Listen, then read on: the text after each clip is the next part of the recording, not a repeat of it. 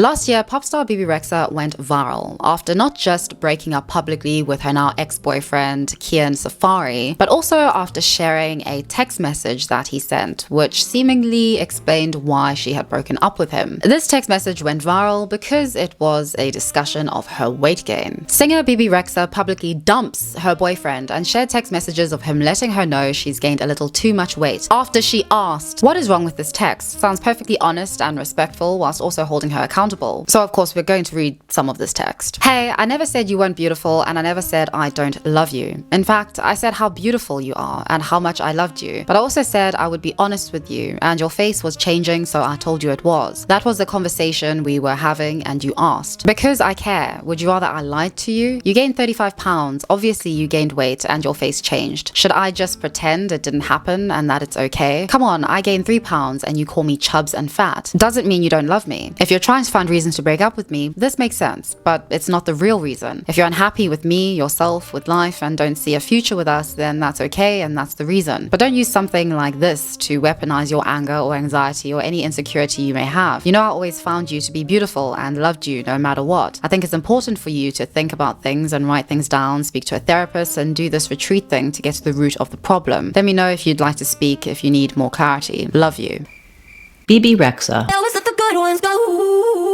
Sorry. Typically, Western social norms place women under greater pressure to conform to standards of physical attractiveness, which place thinness above all else. Whenever somebody says that a woman should be held accountable for her weight or her weight gain, huge debates start around these social norms. And I think this is because these days, one is met with two stark contrasts when it comes to our world of media and social media. On the one hand, thinness and conventional standards of beauty are not only desired, but I would say in our day and age are even more desired due to the fact that we are all getting bigger. 1 in 8 people are obese globally, and obesity has more than doubled since just 1990. And since 1990, adolescent obesity has quadrupled. Specifically, 1 in 3 adults are now overweight in the United States, and 2 in 5 are obese. On the other hand, modern fact activism and greater, more positive representations of fatness in the media have given rise to a never-ending public conversation and debate.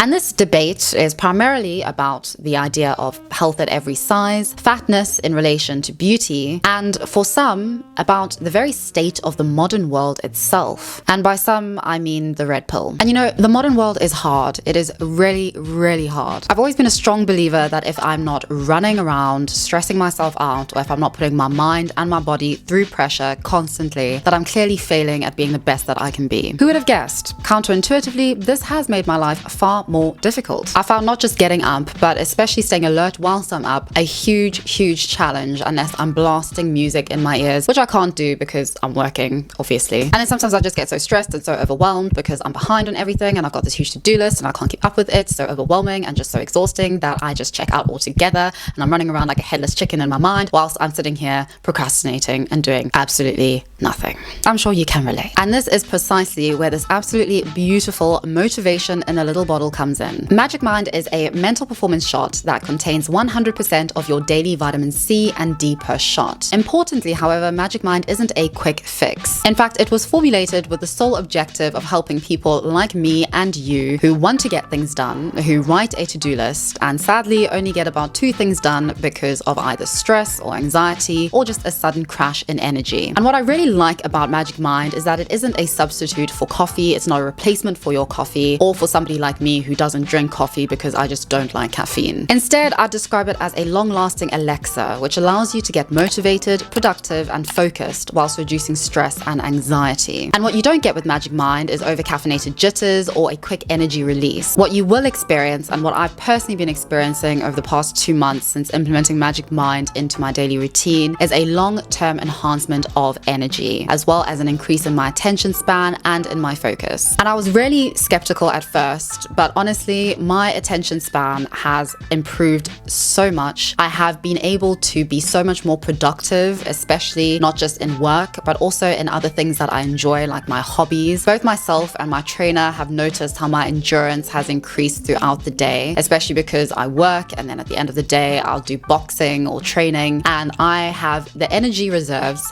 that I would not have dreamed I would ever have. It is incredible how much more I'm enjoying working out, how much more I'm enjoying not just working, but knowing that after work, I still have energy to enjoy life and to do the things that I like to do. And you can implement your Magic Mind shot into your diet however you want. I personally enjoy having it in the morning, but you can have it at any time of the day because it isn't a substitute for your coffee. Its natural ingredients aren't heavy on caffeine, which I am relieved about because, as I said, I do not drink coffee or caffeinated drinks. So what I like to do is to just either have it as a shot in one go, or I add it to oat milk with some ice, make it look really nice, like sort of, you know, I feel like such an influencer when I drink it. It's great.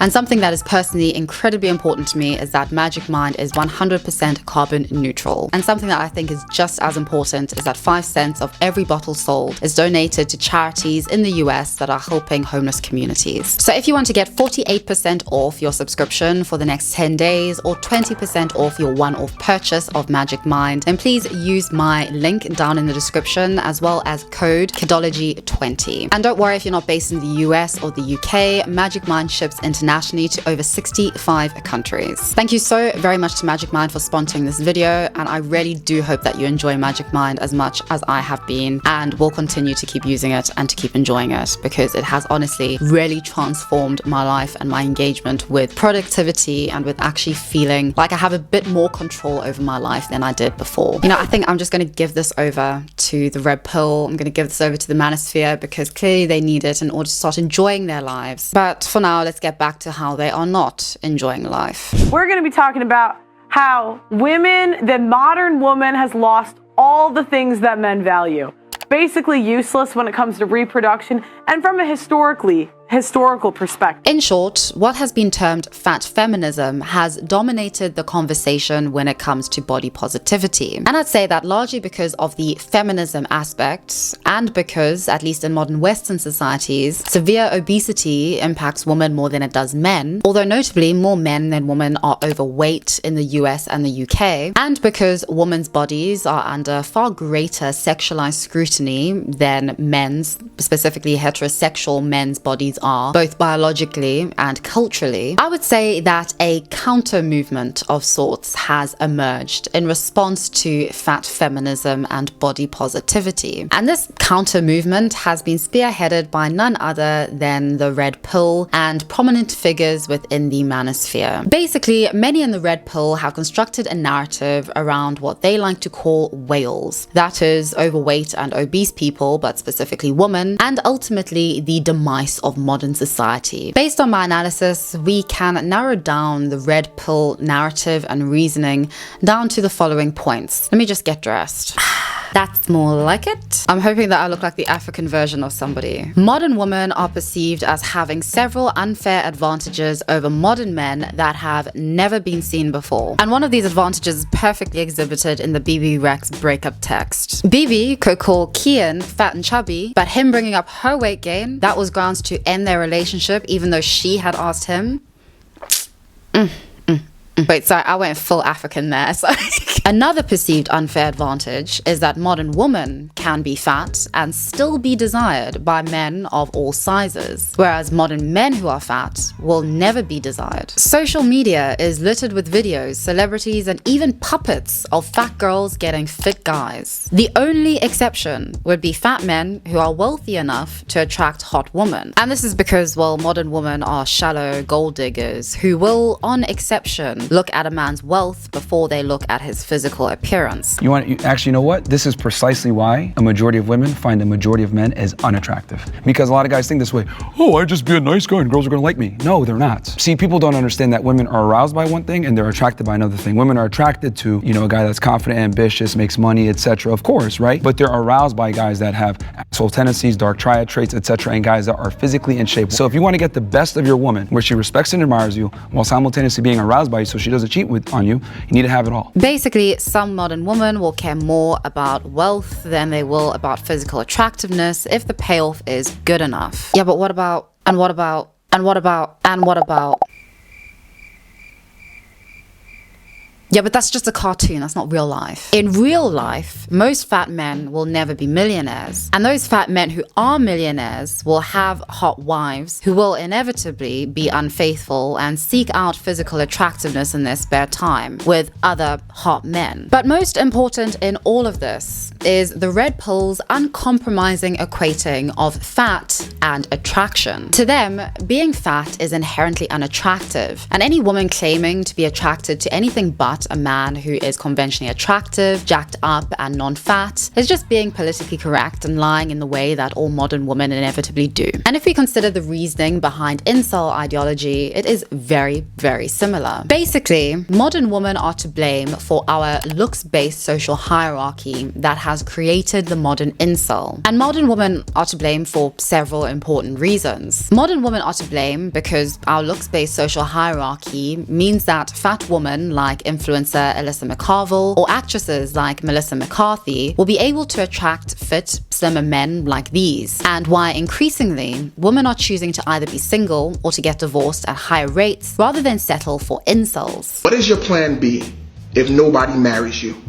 There's no plan B, it's plan A. There's nothing wrong with being unmarried, happy, and independent. Again!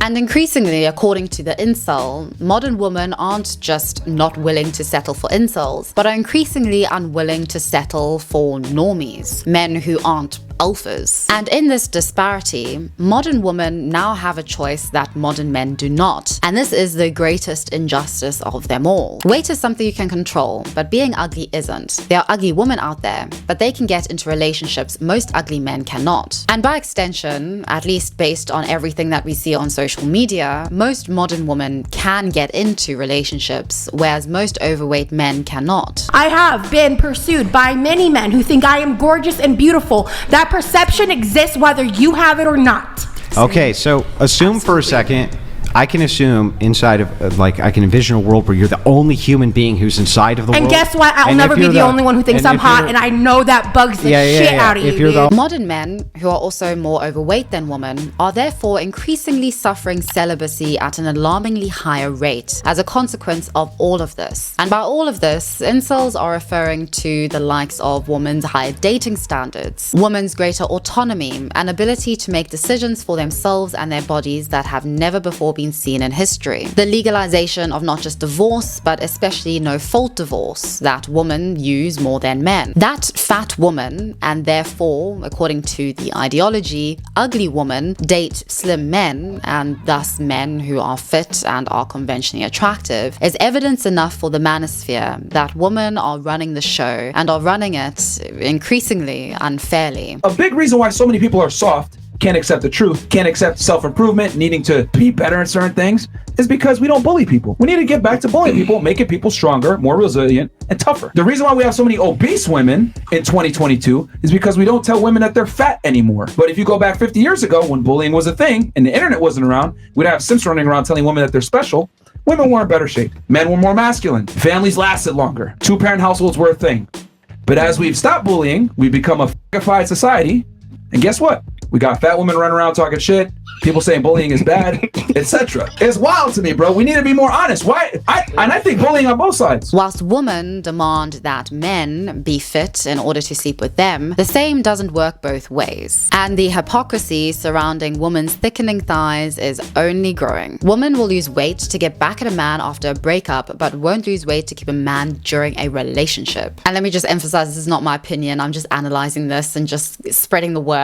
Maybe not spreading the word, but informing you about the word that is being spread. And talking in this vein about relationships. Something that I've been seeing the red pill and many on the internet increasingly talking about is not just single people who are overweight, but more so people in relationships who are overweight. And this pivot and increased scrutiny can be termed relationship weight gain. Everyone always talks about gaining relationship weight, but we don't talk about the different stages that it comes in, okay? Because at every different stage in your relationship, it looks a little bit different. And I just entered a new stage and it's actually insane.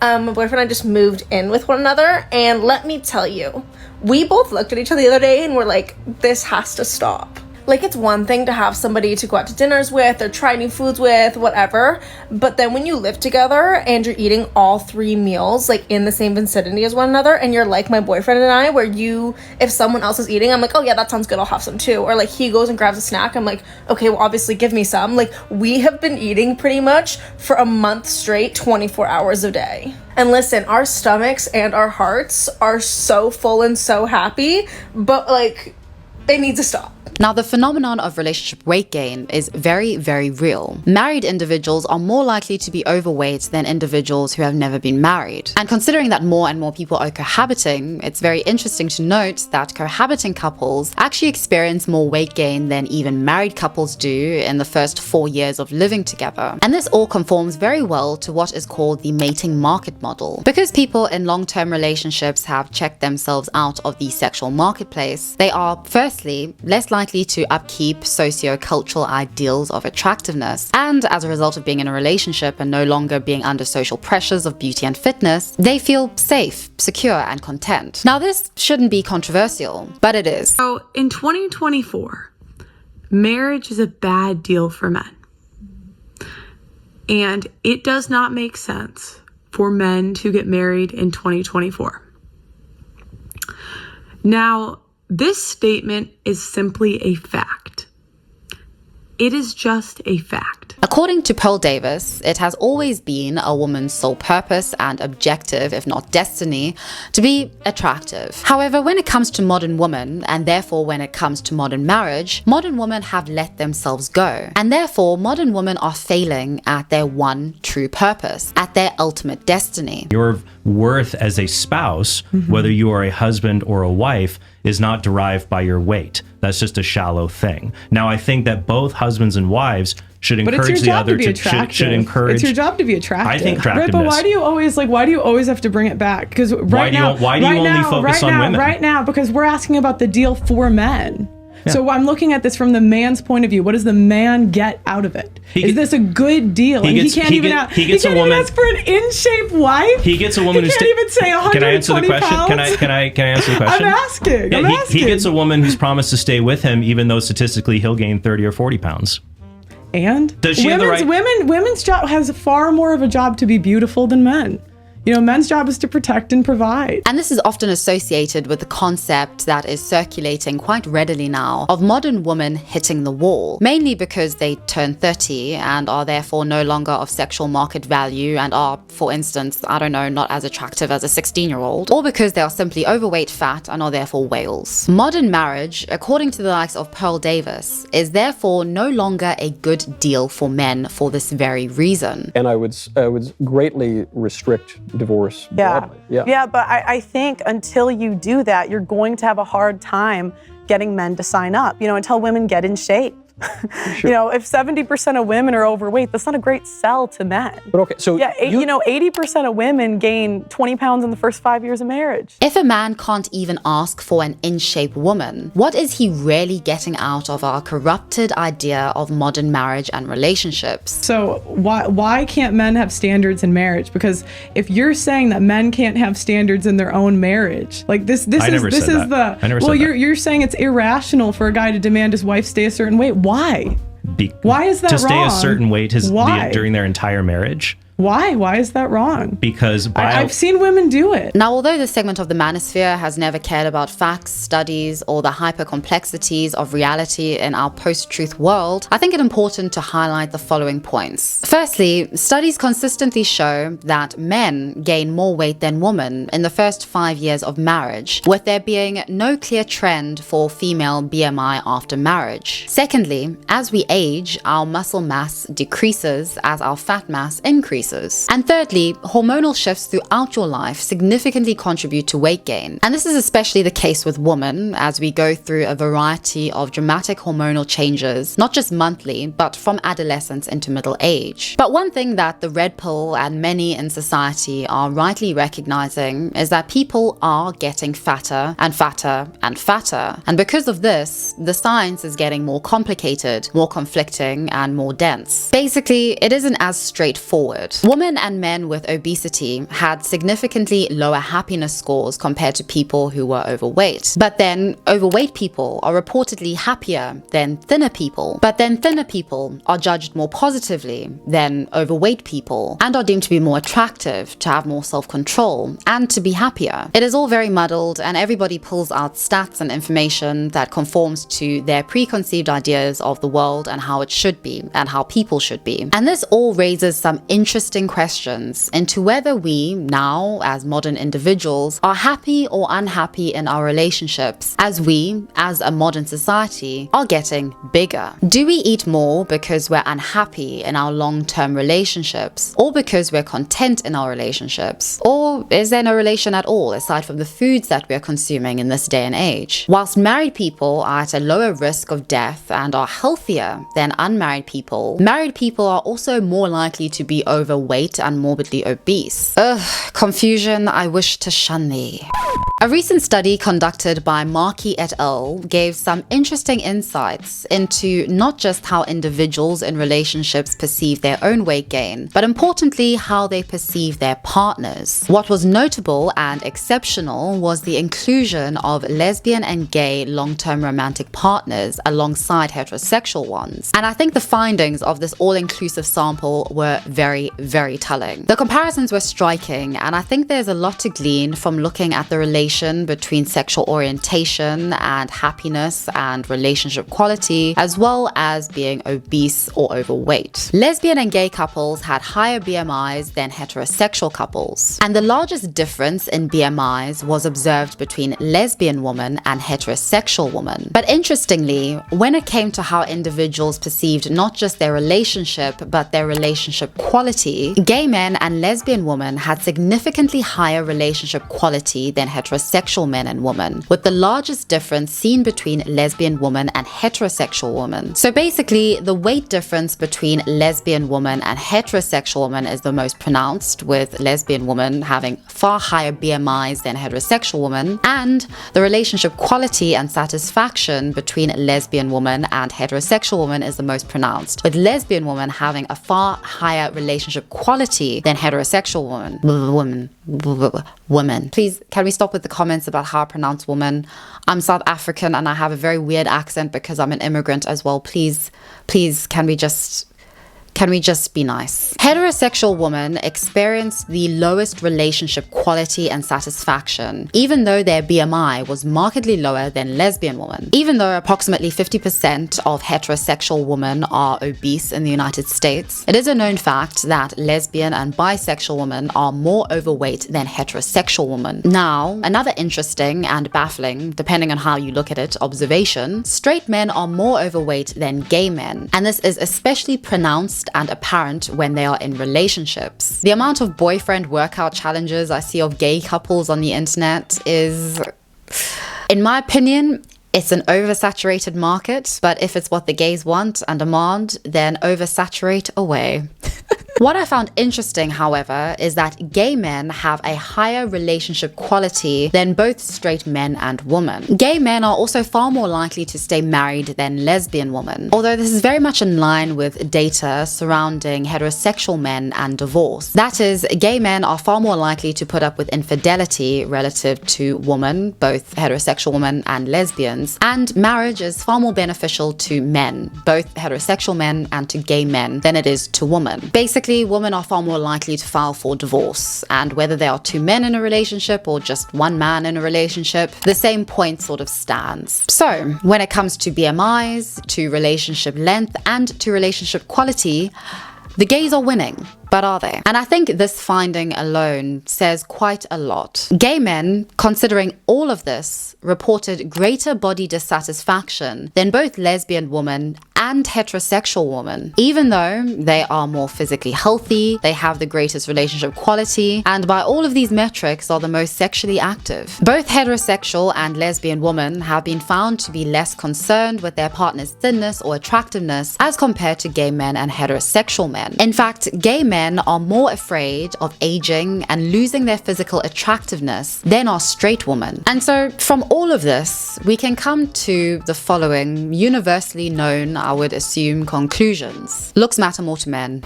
Groundbreaking. Because looks matter more to men, irrespective of their sexual orientation, straight women and gay men are going to be far more fixated on their looks and their weight gain or weight loss than are queer women, specifically women who are not attracted to men. Lesbians. The body satisfaction of straight women and gay men is also lower. And this all feeds very well into why the manosphere and incels are so fixated on looks and making everything about looks. Yo, Elliot, quick one. My wife is putting on weight. I know she's pregnant, but I get the impression she is milking this fact so that she can eat more. You know, something that the red pill and the more extreme tenets of the manosphere always fail to bring into consideration is quality. The quality of a relationship really is everything. And fortunately, the quality of your relationship isn't contingent on your BMI, as the gays sadly prove by being the most dissatisfied with their relatively perfect bodies. I mean it.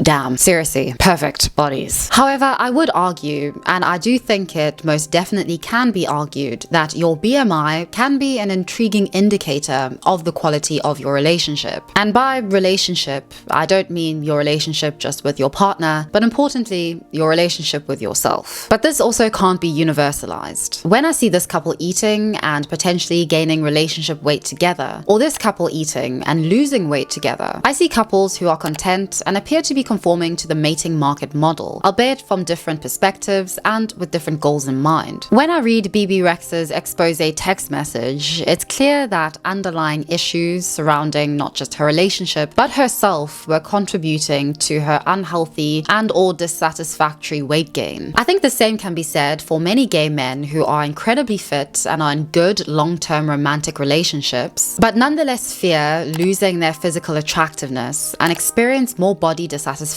and dysmorphia than their fatter straight counterparts. The distinction between the two types of weight gain and physical attractiveness issues cannot be accepted by the likes of Pearl Davis and incels, because to accept that would be conceding that overweight people can in fact find happiness, that overweight couples can in fact be happy, and to concede that would undermine their entire philosophy. A philosophy which holds that their notion of physical attractiveness is paramount to relationships being built and sustained, and modern women's failure to conform to this is the primary reason behind their perpetual singledom and the demise of Western civilization as they nostalgically believed it once was and ought to be. I also think it important to take note of the important place that perception plays in everything relating to weight gain. And again, I think this is something that is perfectly exhibited in BB Rex's expose text message. A recent study showed that although young women in relationships are more dissatisfied with their bodies than young men in relationships, these young women were also more dissatisfied with their bodies than they perceived their significant others to be, and were more dissatisfied than their significant others actually were. And in fact, the longer women had been in a relationship with their significant other, the more likely they were to incorrectly believe that their significant other wanted them to look thinner. The fact of the matter is that the longer you are in a romantic relationship, the more predictable the romance and sex becomes. And when it comes to romantically involved men and women, greater body dissatisfaction was predicted by longer relationships, by higher levels of commitment and lower levels of intimacy and passion. And all of this speaks clearly to there being somewhat of a conflict between the two things that we most desire: relationship length and relationship quality when it comes to relationship weight gain. And when looking into relationship quality, Markey et al. Came to the following conclusions about their findings, which I think we should take to heart. Relationship quality also had a significant association with perceptions of partners' weight change, such that participants in higher quality relationships were less likely to perceive an increase in their partner's weight across the length of the relationship. So in basic layman's terms, the higher the quality of your relationship, the less likely you are to perceive your partner's weight gain or to perceive your partner's weight gain in negative terms. When especially particular men online fixate on their partners or on women's general weight gain after pregnancy and as a basic reality of just getting older, we can infer that relationship quality or any consideration of relationship quality is no doubt lacking. You call me fat, you call me ugly,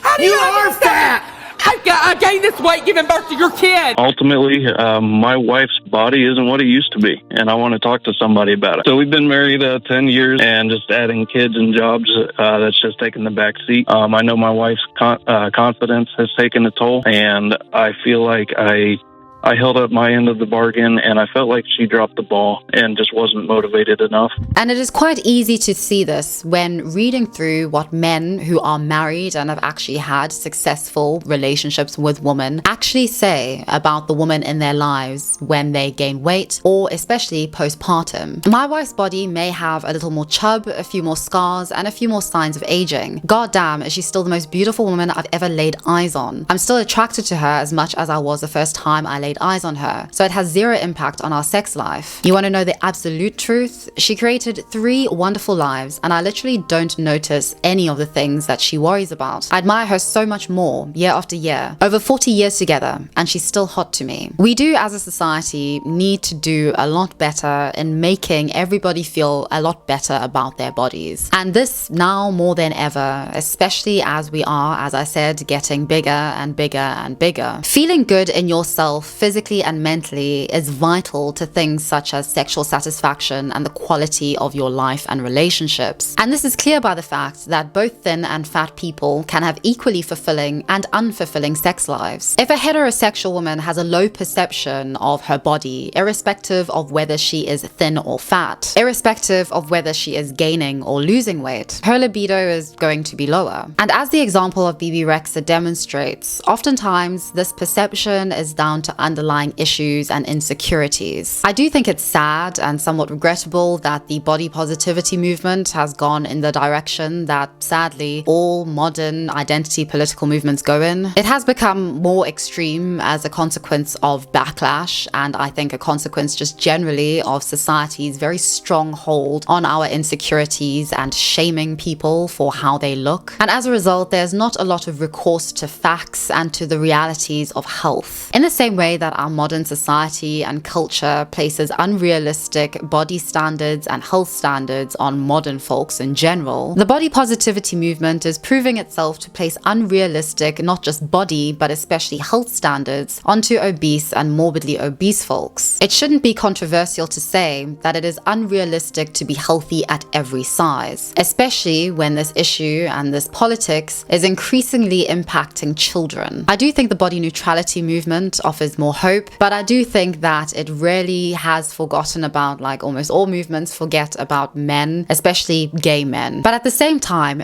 being healthy doesn't look the same for everyone. Similarly to how being attractive or being happy doesn't look the same for every individual or for every couple. I think it's very important to remember this when we look into the mirror and imagine, oftentimes falsely, that somebody couldn't possibly find us attractive because of something that we have been conditioned to hyperfixate on, because of people like Pearl, because of some in the manosphere, because of society in general, and sadly also because of ourselves. But let me stop right there, because I think I could go on forever about this topic, because it does actually really fascinate me. And I'd like to hear from you. What do you think about relationship weight gain? What do you think about body positivity or body neutrality? Or for you personally, have you gained weight in your relationship? Thank you so very much for watching this video, and thank you so very much to Magic Mind for sponsoring this video, and I hope you enjoy Magic Mind as much as I do, and I will see all of you very, very soon in the next one. By the way, just in case you are interested, I have an Instagram, and it would be so great if you could follow me on Instagram. I'm trying to be a bit more... yeah, so